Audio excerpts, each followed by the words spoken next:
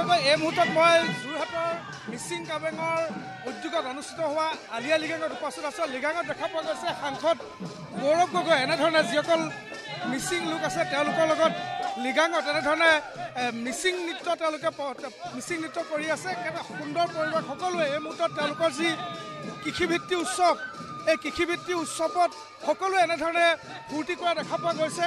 পৰম্পৰাগত যিসমূহ নিয়ম আছে এই নিয়মৰ মাজেদিয়ে এনেধৰণে এইবাৰ দেখা পোৱা গৈছে যে চেণ্ট্ৰেল আলি আই লৃগাং অনুষ্ঠিত কৰিছে যোৰহাট মিচিং কাবেঙে।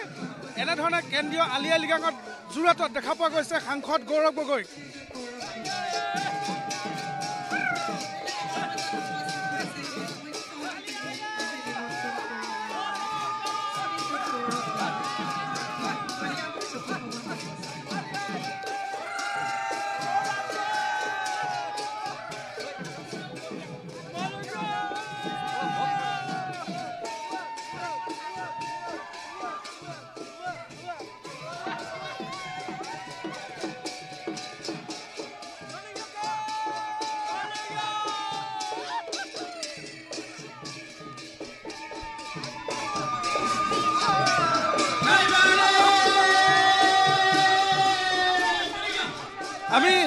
আমি লৃগাঙৰ বহুত শুভেচ্ছা জনাইছোঁ।